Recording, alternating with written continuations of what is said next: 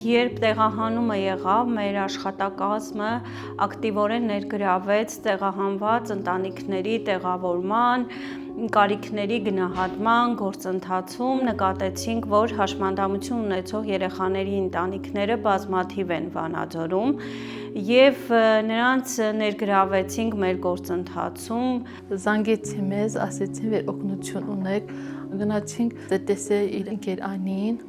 նա ասեց, որ երեխուն կբերեք մեր մոտ, տեսնենք ինչնալի հոգեբան, լոգոպեդ, մանկավար, պարապեինք, առավոտ վերակենում, ասում գնում ենք դպրոց ասում, լուսաստղ կենտրոն դպրոց ասում։ Արսենը ներգրավեց բազմամասնագիտական աշխատանքների